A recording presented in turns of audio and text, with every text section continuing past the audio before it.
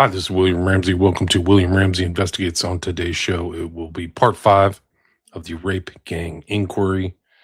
I think there'll only be a five and a six. It looks like I can do the next parts in two episodes. I'll pick up where we left off on page 118.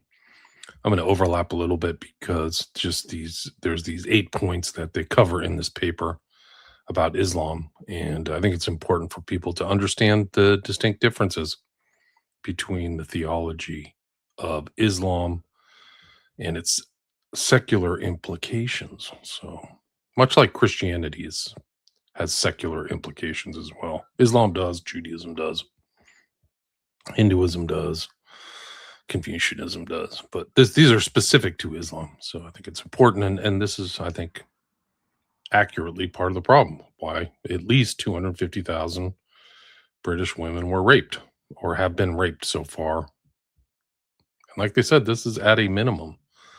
So it's a very important global topic, and has been actually an issue for 1,500 years, really. Like they knew it as the Renaissance was taking place and things like that. It seems like people forgot or were misled by omission, something like that. So back on page 118, and if you haven't heard the other four episodes, you can just go back and listen to them on William Ramsey Investigates. You can listen to them tax-free on my Patreon, William Ramsey Investigates. You can watch my 5 documentary on my Patreon. I also have 5 books. You can find it on Amazon or my website, William Ramsey Investigates. So here we go. At least 8 theological aspects of Islam may contribute to cultural patterns that enable or normalize the sexual abuse of non-Muslim girls. These include 1, the doctrine of Muslim superiority; 2, the principle of loyalty and disavowal; 3, male dominance over women; 4, enforced seclusion and veiling of women; 5, forced marriage combined with the absence of a fixed minimum age of consent; 6, the perception of female sexuality as inherently dangerous or fitna; 7, the historical Sharia institution of slavery; 8, the system of dimitude. These are all rooted in classical Islamic theology up to and including Islamic jurisprudence. But even in Sharia-governed nations, adaptations are common, such as setting a minimum marriage age or restricting unilateral divorce by men in order to lessen the harsher effects on women. Muslim supremacism. Islam holds that those who are righteous and truly fear God, meaning Muslims, are inherently superior to those who reject God's commands, namely non-Muslims. The idea is captured in Quran 3:110. You, Muslims, are the best nation raised up for humankind, commanding what is good and forbidding what is wrong, and believing in Allah. If only the people of the book, i.e. Christians and Jews, believed, it would be better for them. Some of them are believers, but most are perverted. Surah 3:110. The verse positions Muslim as the finest community, entrusted by God with the duty to enjoin good and prohibit evil. This responsibility can be understood as authorizing Muslims to correct, compel, or if needed, punish non-Muslims, potentially through coercion or force. Other Quranic passages affirm Islam's ultimate supremacy over all religions, such as Surah 48:28.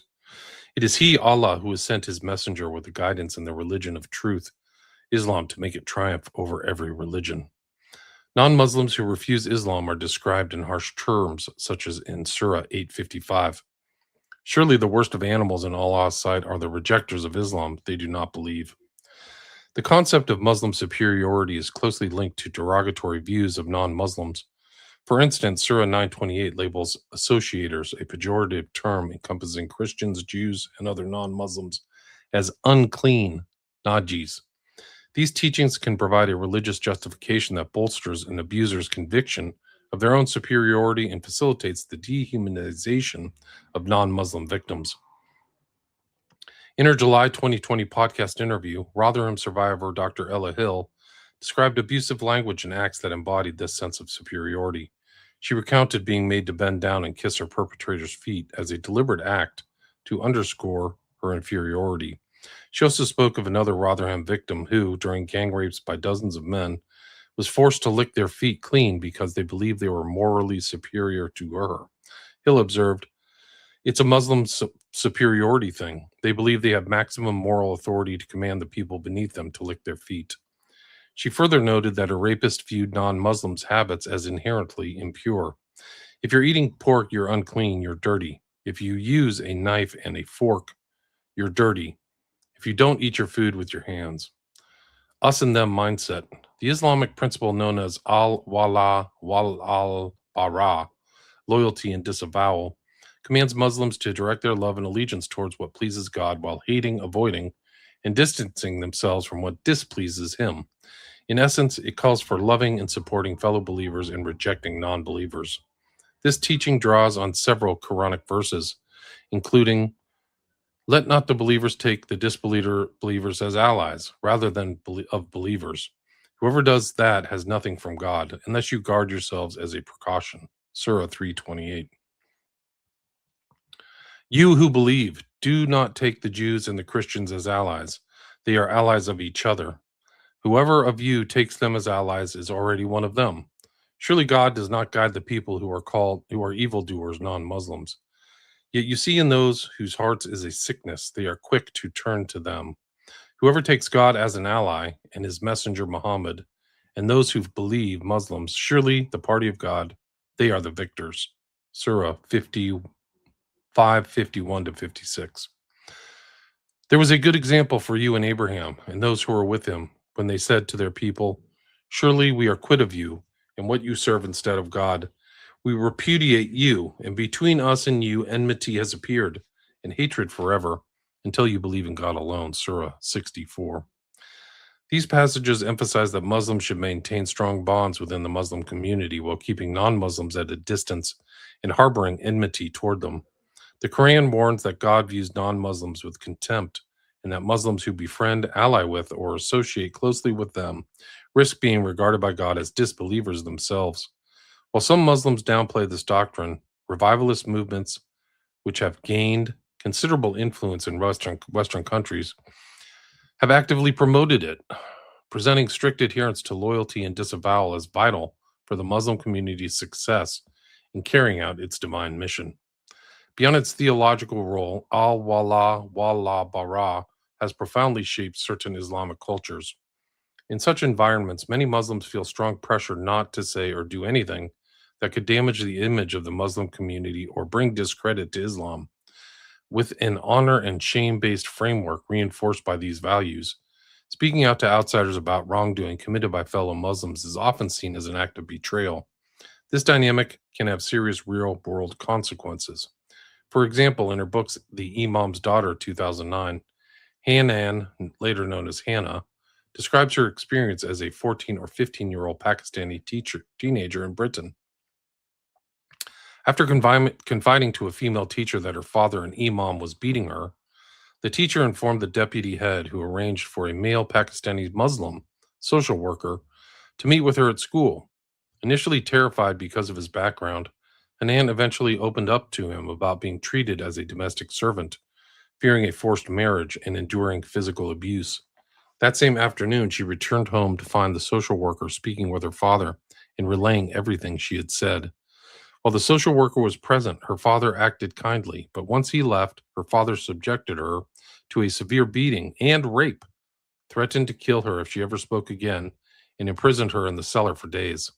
When Hanan later encountered the social worker at school and refused further contact, he reportedly told her, "Hey, I was just doing what I thought was right, you know? It's not right to betray your community." Similar patterns have appeared in accounts from grooming gang survivors. Some have described approaching the police only to be interviewed by Muslim officers who switched off the recording device and urged her to abandon her complaint due to supposed lack of evidence. A deeply ingrained culture of enforced loyalty and community protection can discourage individuals from reporting abuses or providing evidence against members of their own group. Had the social worker in Hanan's case reported her disclosures to the police, leading to her father facing criminal charges, he would have exposed himself, and by extension those associated with him, to the serious risk of being labeled a traitor within the community. The prominent Indian Pakistani Muslim thinker and revivalist Abul Allah Maududi, in his influential work Let Us Be Muslims 2016, maintain that Muslims cannot achieve true success until their highest allegiance is given to God and to the Muslim Ummah or community. The doctrine of loyalty and disavowal exerts particularly strong pressure when Muslims live as a minority in non Muslim host societies.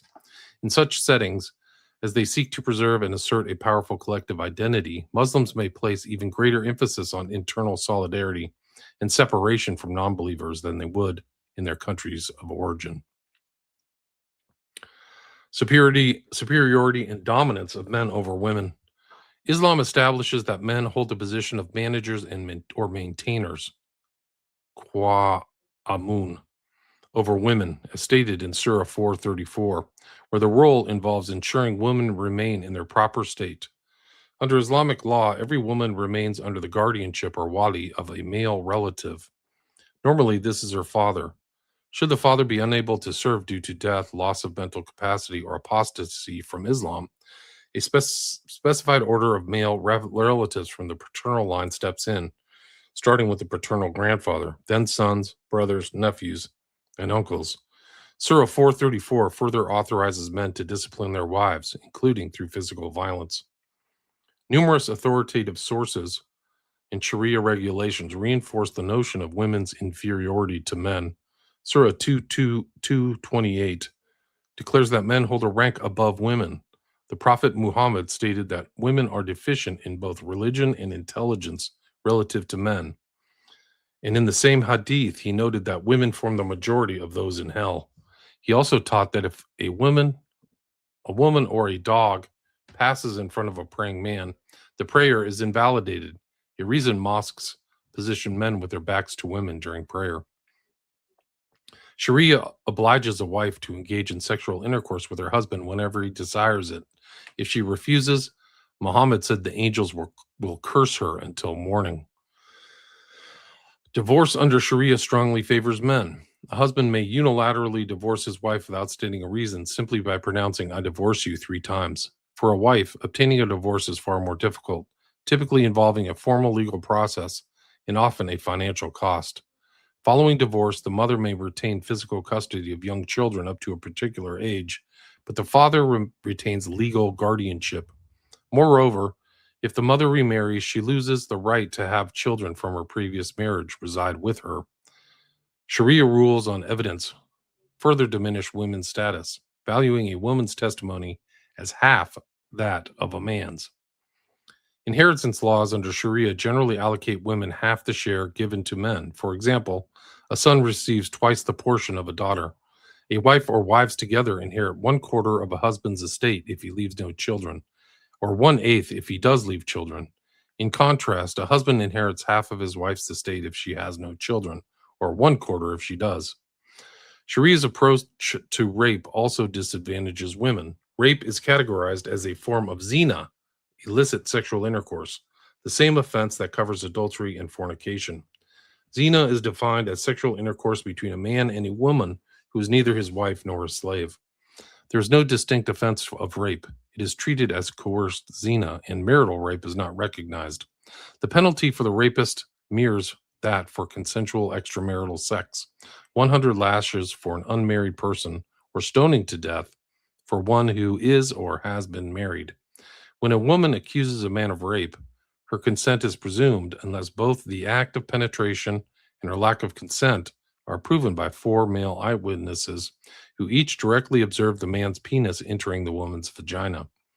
Naturally, the presence of 4 men witnessing a rape without intervening makes it highly improbable that they would testify in the victim's favor. Should a woman allege rape but fail to produce the 4 required male witnesses, she risks being convicted of zina on the basis of her own accusation. In 2003, Pakistan's National Commission on the Status of Women reported that up to 88% of women imprisoned in Pakistan were rape or gang rape victims who, unable to meet the 4 witness requirement, were instead convicted of illicit sex. Taken together, these Sharia provisions that institutionalize male dominance over women exert a profound influence. In cultures shaped by Islam, boys can be raised to grow into men who assume rightful control over the women in their lives, confident in their inherent superiority. The seclusion of women. Islamic law contains multiple provisions that mandate the covering and seclusion of women. It is widely regarded that a Muslim woman must cover most of her body when appearing in public. Additionally, Sharia grants a male guardian the authority to restrict a girl's or a woman's movements, allowing him to confine a wife or a daughter to the home and permit her to leave only when accompanied by a male relative and for a valid reason. This is reflected in Surah 33:33, which instructs women, stay in your houses and do not flaunt yourselves. One consequence of the Sharia derived culture of covering and seclusion is that a woman who appears in public without covering or remains outside the protected space of the home may be culturally perceived as unguarded and therefore sexually available or promiscuous. This notion that an uncovered woman invites molestation is suggested in Surah 33:59 of the Quran, where Muhammad is instructed that his wives and daughters should cover themselves so they are not abused. Certain Islamic preachers have explicitly endorsed this view, following the high-profile convictions of Muslim men of Lebanese background for rape in Sydney, Australia. The country's Grand Mufti, Sheikh Taj al-Din al-Hilali, controversially placed blame on the victims for not being covered and not remaining in their homes. He stated, "If you take out uncovered meat and place it outside without cover, and the cats come to eat it, whose fault is it? The cats or the uncovered meats? The uncovered meat is the problem. If she was in her room, in her home, in her hijab, no problem would have occurred." In making these remarks, Sheikh al Hilali was presenting Islamic norms as the remedy to crimes of the kind committed by rape gangs. According to this perspective, if individuals adopted Islam and adhered to its rules, women and girls would be protected from such abuses because they would be kept secluded, placed under permanent male supervision, and rendered invisible to outsiders. Forced marriage and the age of consent. Under Sharia, marriage takes the form of a contract arranged between two men, the groom and the bride's male guardian, her wali. The structure closely resembles a contract of sale. The groom pays an agreed sum, known as the mar, to the bride, and in exchange she becomes sexually available to him. Islamic jurisprudence sets no minimum age at which a girl or a woman may be married. Religious authorities permit a father to arrange a marriage for his daughter, even while she is still an infant. The Prophet Muhammad himself married Aisha when she was 6, an arrangement made between Muhammad and her father, and consummated the marriage when she was 9. The Quran itself addresses the remarriage of a divorced girl who has not yet reached menstruation. Surah 65:4. Sharia distinguishes between types of guardians. The bride's father or paternal grandfather is termed a wali mujbir, forcing guardian, because certain schools of Islamic law allow him to compel a virgin daughter or granddaughter into marriage without her consent. The notion that a girl must reach a particular age before she can consent to sexual activity is foreign to Islam. In Islamic teaching, the only lawful context for a woman to consent to sex is through marriage, and even that consent is not always required. Significantly, the Arabic term nikah denotes both marriage and sexual intercourse. Sharia, in effect, merges the two concepts. An unmarried woman is forbidden from engaging in sex, while a married woman has no right under Sharia to refuse sexual relations with her husband. Hadiths further state that a virgin's silence constitutes consent to marriage. This merging of consent to marriage and consent to sex sheds light on Dr. Hill's account that her rapist interpreted their victim's silence as consent to the rape, drawing on those same hadiths. Islamic scholars differ on the degree of physical or emotional maturity needed for sexual intercourse within marriage.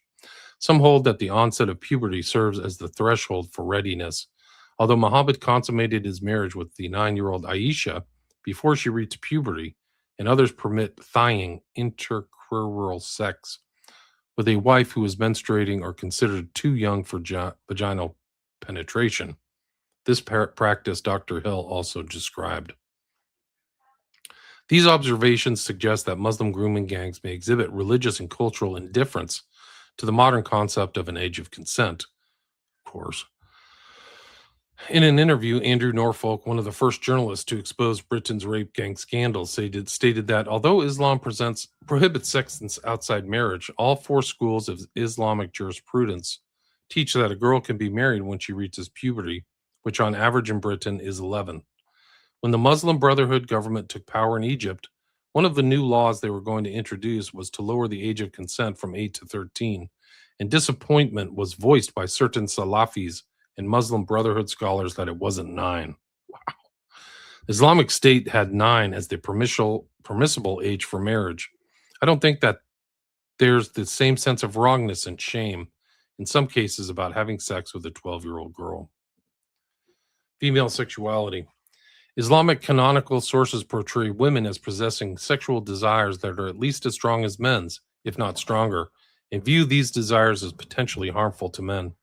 The Prophet Muhammad stated, "After me, I have not left any trial more severe to men than women." The Arabic term fitna here denotes a severe trial that can involve seduction or temptation, leading people astray from faith.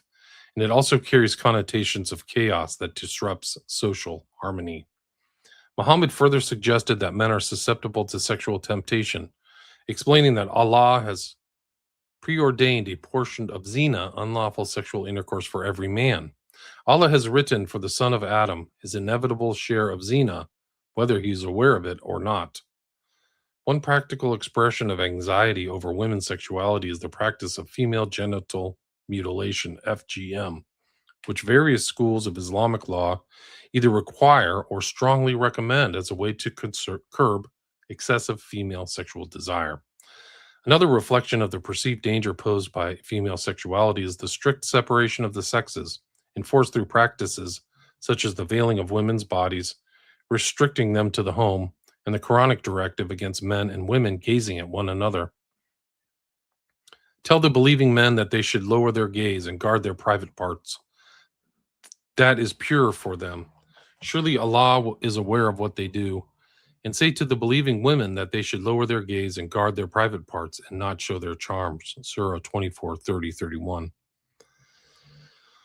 Dr. Hill described being subjected to this rule in practice. "I was told to look at the floor when I was around Muslim men. She was informed that if a woman looks at a man, that means she wants to have sex with him. Although female sexuality is seen as the source of fitna, Sharia assigns men regarded as more rational and better able to exercise self-restraint, the God-given responsibility to oversee and regulate women. From this perspective, a woman who fails to comply with Sharia norms, for instance, by appearing unveiled and unaccompanied in public, represents a danger to social order.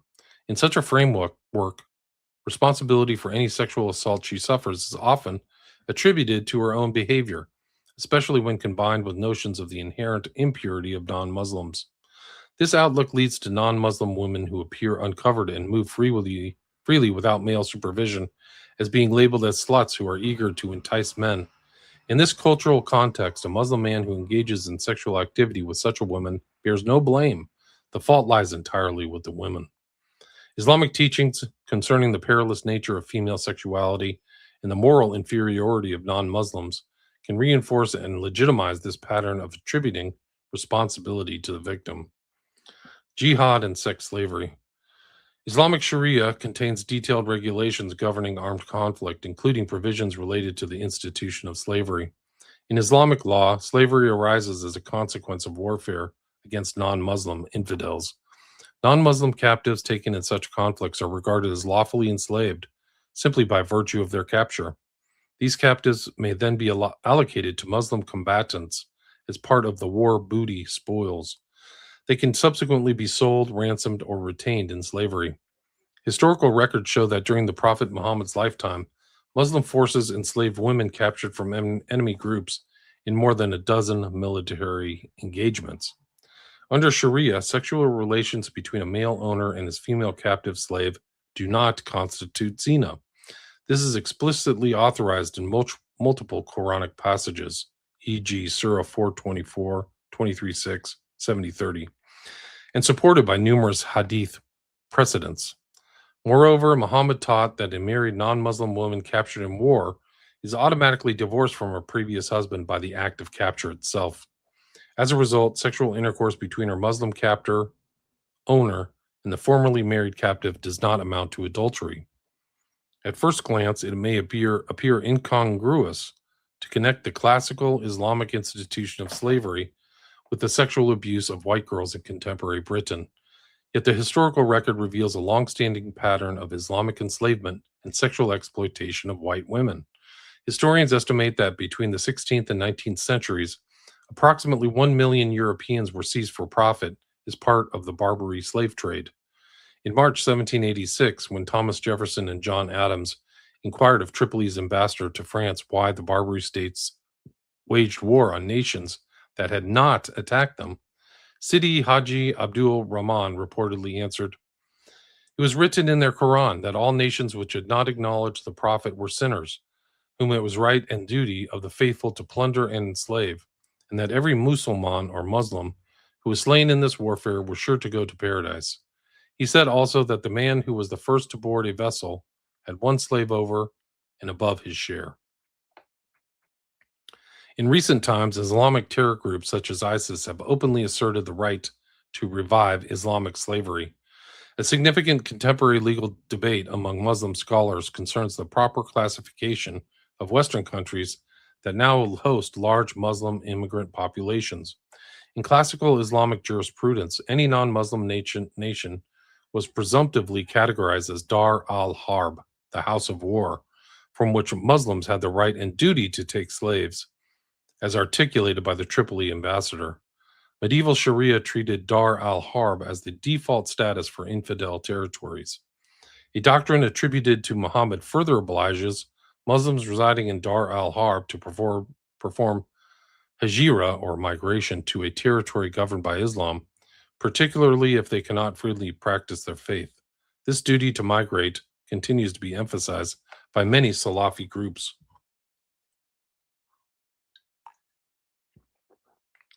In modern times, however, various adaptations have emerged to accommodate changed realities. Some authorities now classify Western nations as Dar al-Dawah, house of propagation, where Muslims enjoy freedom to invite others to Islam. In such circumstances, the obligation to wage jihad is thought to have been suspended.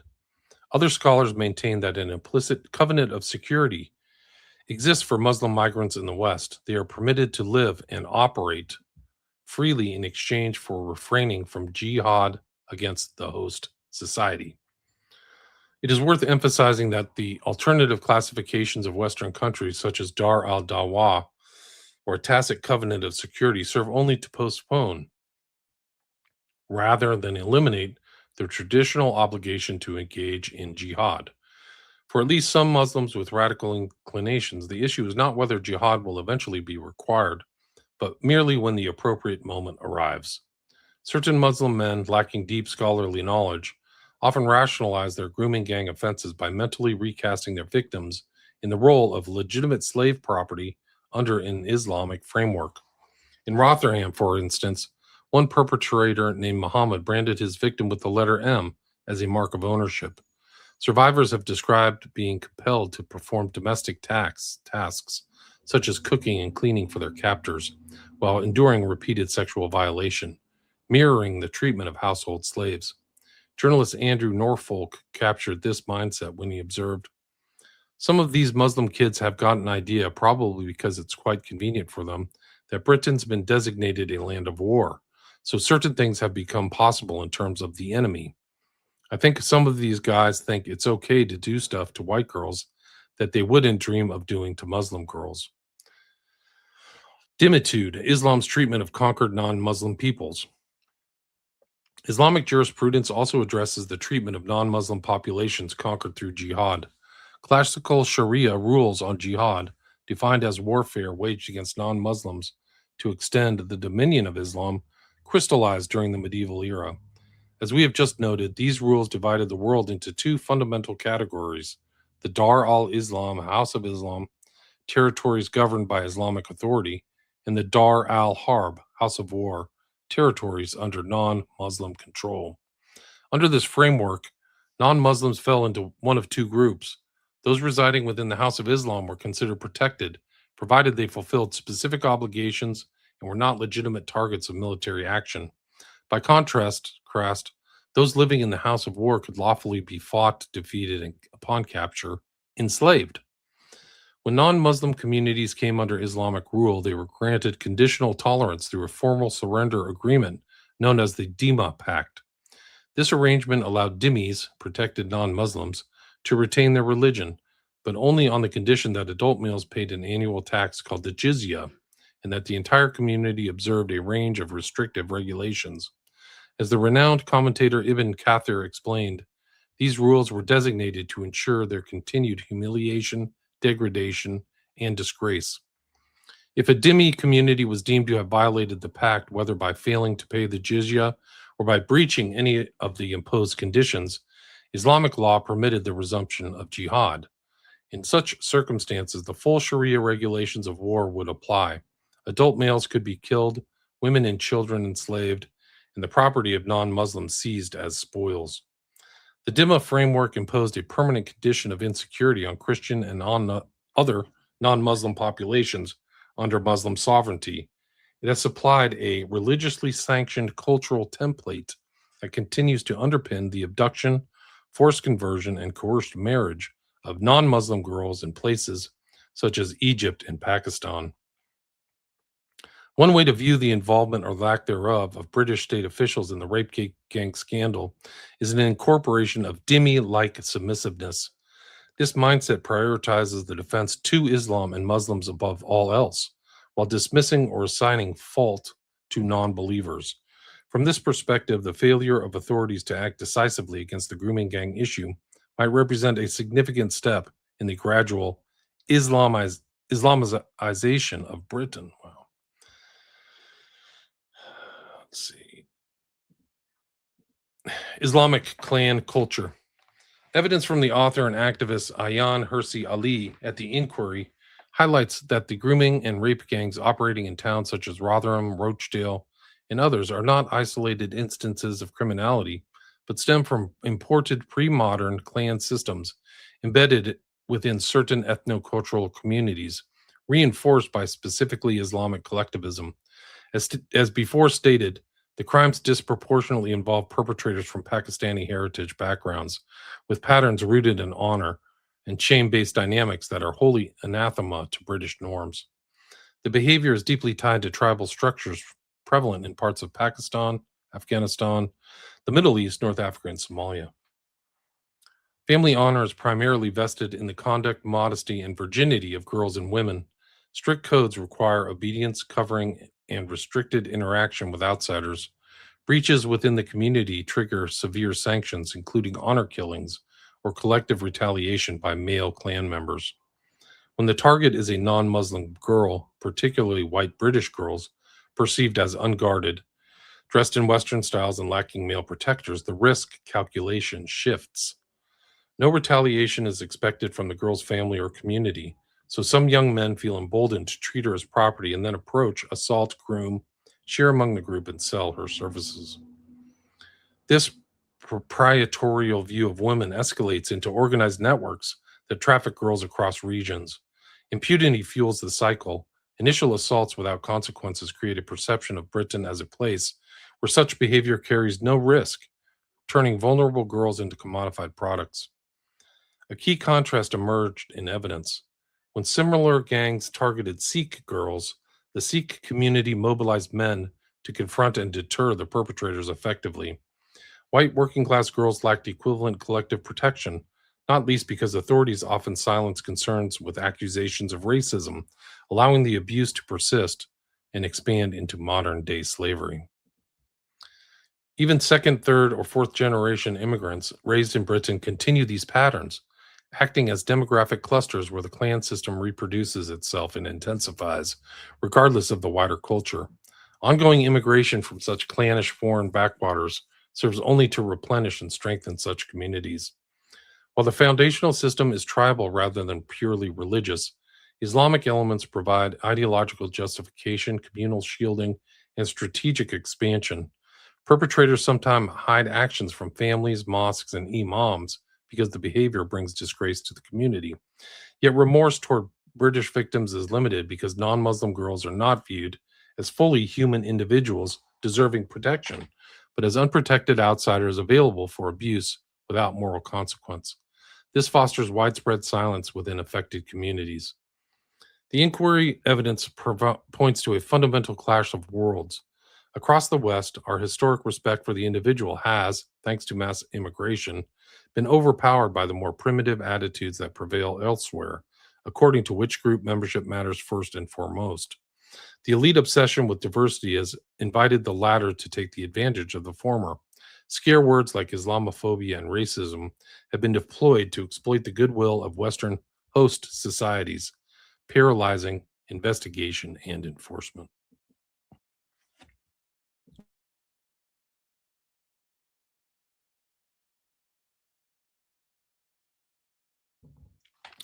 Homegrown enabling factors, Islamophobia and political correctness.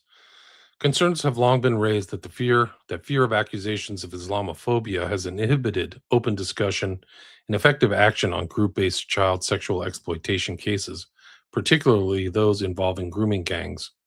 A series of reports and analyses from the think tank Policy Exchange have documented how the charge of Islamophobia has been deployed to challenge, intimidate, or discredit individuals and organizations attempting to highlight the issue.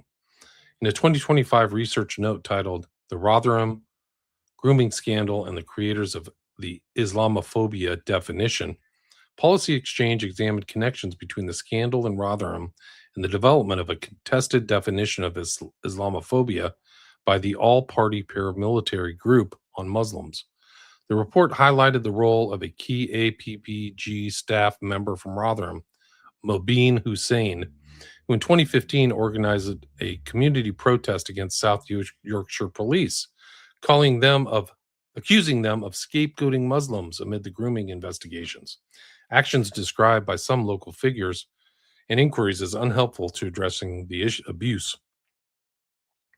It also tells us a great deal about the politically correct institutional culture within Rotherham Metropolitan Borough Council that in attendance at a safeguarding strategy meeting dated 6th of June 2000 was an anti-racism coordinator named Bhupinder K. Mauku. Similar themes appear in Policy Exchange's June 2025 publication, How Not to Tackle Grooming Gangs, which argues that accusations of Islamophobia, independent of any formal definition, have been used to suppress exposure of the scandal and the pursuit of justice for victims. It recommends pausing government work on an official Islamophobia definition until the conclusions of a national grooming gangs inquiry are known. Politicians have echoed these worries in relation to proposed definitions. Shadow Equalities Minister Claire Coutinho has warned that adopting such a definition, particularly one framed as targeting expressions of Muslimness, can intensify a culture of censorship, potentially granting perpetrators greater impunity by making legitimate scrutiny of patterns and grooming cases more difficult or risky for police, authorities, and the public. She has argued that this risks repeating past mistakes where fear of racist or Islamophobic labels contributed to delayed or inadequate responses. The concern to shield Muslims from criticism at all costs went hand in hand with a more general ideological shift organized around the unquestioning treatment of minorities as special victim groups. Rooted in the left liberal paradigm of the 1960s, this minoritarian outlook first scored political victories under Harold Wilson's Labor government. In time, tolerance, multiculturalism, and anti discrimination became highly prized values in elite circles.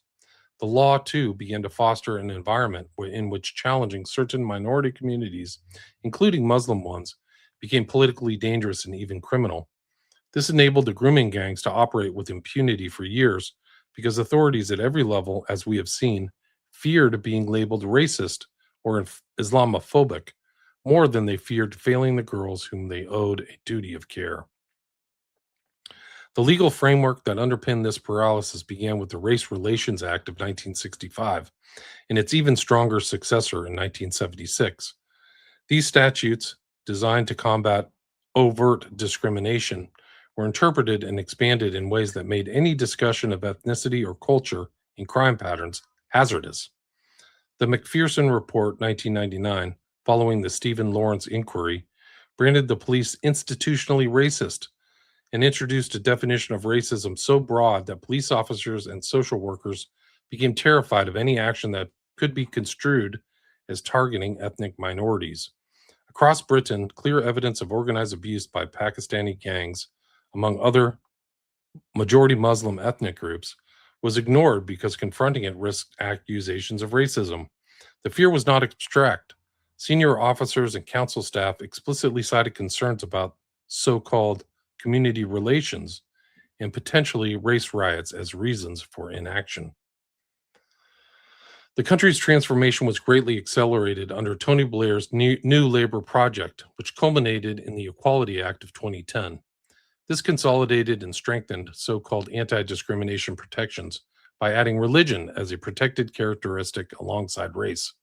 Combined with the hate crime legislation under Part 3 of the Public Order Act, 1986, and the Crime and Disorder Act of 1998, it created an environment in which criticizing aspects of Islamic culture or patterns of offending linked to Muslim communities could be framed as racial hatred or Islamophobia. Official definitions of Islamophobia promoted by some campaign groups further blurred the line between legitimate concern and blind prejudice. The result was a chilling effect across public institutions. Police forces, social services, and local councils repeatedly chose silence or denial over robust investigation because the political and professional cost of appearing to single out Muslims was deemed too high. The KC National Audit of 2025 confirmed this pattern, noting that authorities shied away from examining ethnicity and culture, even when the data pointed overwhelmingly to Pakistani Muslim perpetrators. What went wrong is now painfully clear.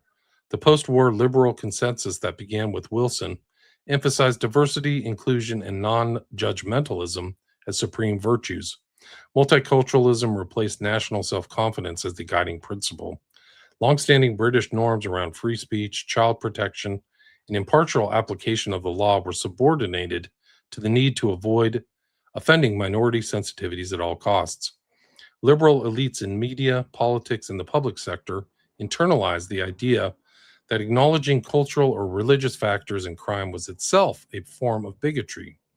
This mindset actively shielded the rape gangs by discouraging the very inquiries and interventions that could have saved thousands of children.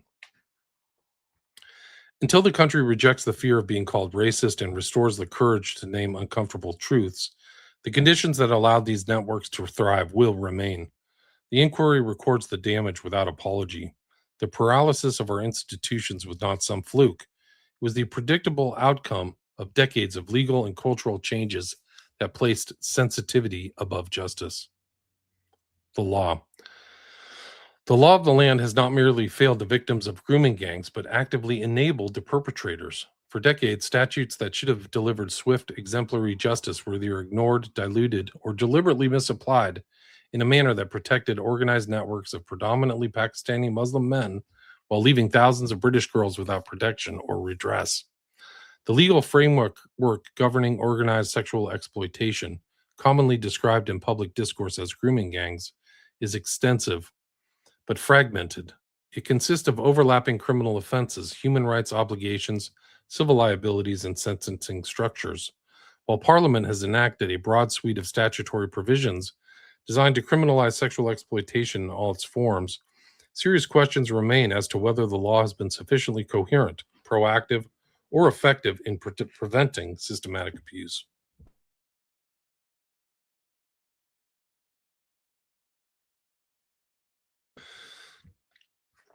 At the core of the criminal law response lies the Sexual Offenses Act of 2003. This statute represents the principal legislative mechanism for addressing rape, sexual exploitation, and grooming. It criminalizes a wide spectrum of conduct, ranging from rape and assault by penetration to causing or inciting a child to engage in sexual activity and facilitating sexual exploitation. The act also contains specific offenses concerning abuse of positions of trust, trafficking for sexual exploitation, and paying for the sexual services of a child. Collectively, these provisions were intended to modernize and consolidate earlier sexual offenses legislation. However, their practical operation in cases involving organized exploitation has often revealed structural limitations.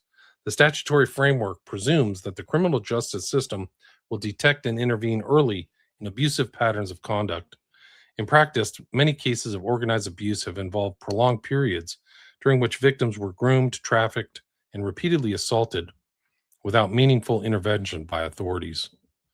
Subsequent legislation, including the Serious Crime Act 2015, expanded the concept of sexual exploitation to encompass a broader range of behaviors, including non contact abuse and technologically facilitated exploitation.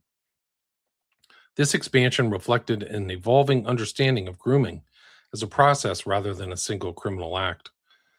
Nevertheless, legislative reform has largely been reactive. It has tended to follow public scandals rather than anticipate systemic patterns of abuse. As a result, the legal framework often appears to be piecemeal rather than strategically designed.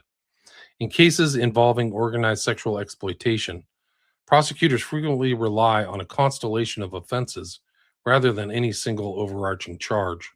Perpetrators may be convicted of conspiracy to rape, trafficking for sexual exploitation, arranging child prostitution, and a variety of associated offenses, including drug supply and false imprisonment. Such cases demonstrate that the criminal law is capable of imposing severe sentences, including life imprisonment, where the offending is particularly grave. Yet these outcomes tend to occur only after extensive investigations and multiple failures of early intervention. The law's capacity to punish extreme wrongdoing is therefore clear, but its capacity to prevent such wrongdoing remains contestable. Another critical dimension concerns trafficking in modern slavery legislation. The Modern Slavery Act 2015 criminalizes human trafficking for sexual exploitation and provides for life sentences in the most serious cases. The intention in passing it was to recognize that organized sexual exploitation frequently involves coercion, movement of victims, and exploitation for profit. However, critics argue that the conceptual overlap between trafficking offenses and traditional sexual offenses has sometimes created uncertainty in charging decisions. The distinction between trafficking and exploitation is not always straightforward, particularly when victims are groomed into apparent compliance rather than transported by force. This ambiguity may complicate prosecutions and reduce the deterrent effect of the law. The legal framework also extends beyond criminal liability to encompass civil and human rights obligations. Article 3 of the European Convention on Human Rights, the ECHR, imposes a positive duty on the state to investigate credible allegations of rape and serious sexual assault. Courts have held that systemic failures in investigation may constitute breaches of fundamental rights, even where perpetrators are ultimately prosecuted. This principle is of particular significance in organized exploitation cases, where victims have frequently alleged prolonged institutional inaction. The law therefore recognizes that state authorities may bear responsibility not only for direct wrongdoing, but also for failures to prevent or respond to grave abuses. Despite this extensive legal architecture, the operation of law in practice has been inadequate. One recurring criticism is that the legal framework places significant emphasis on individual criminal acts while insufficiently addressing patterns of organized exploitation. Rape gangs typically operate through networks characterized by manipulation, coercion, and economic exploitation. The law's traditional focus on discrete offenses can obscure the systemic nature of such conduct. Although conspiracy and trafficking offenses partially address this gap, there remains no single statutory offense that fully captures the phenomenon of organized sexual exploitation as a distinctly structured form of criminality. A further difficulty lies in evidential challenges. Grooming also often involves psychological manipulation that undermines the credibility of victims in the eyes of investigators and juries. The legal concept of consent remains central to many sexual offenses, yet it can be ill suited to situations involving vulnerable children conditioned by their abusers to acquiesce. While courts have recognized that apparent consent may be illusory in such contexts, the statutory framework continues to rely heavily on more straightforward forms of evidence. This has at times created barriers to prosecution and contributed to perceptions that the law inadequately reflects the realities of coercive exploitation. Moreover, the law's reliance on post hoc punishment raises broader questions about preventative capacity. Statutory offenses are designed to respond once exploitation has occurred or is imminently planned.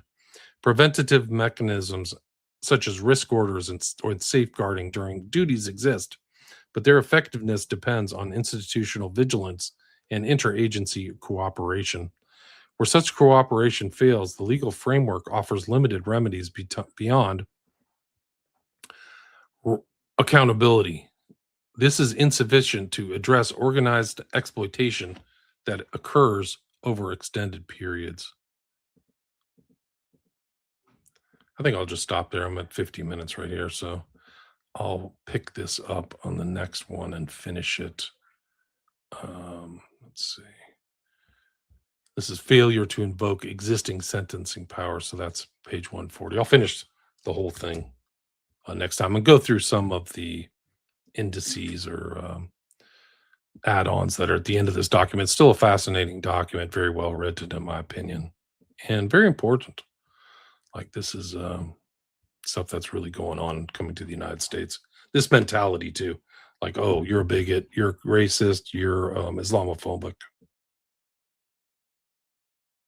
And this whole phobia nonsense that you have some irrational phobia when it's in their law. Their law is like Muhammad married Aisha when she was 6, had intercourse 9, and 9 is that. That's on par with what we in the West would call pedophiles. So it's not consistent and it's not compatible with Western values. There's just no question about it. So that's part 5. Thanks for listening. William Ramsey Investigates.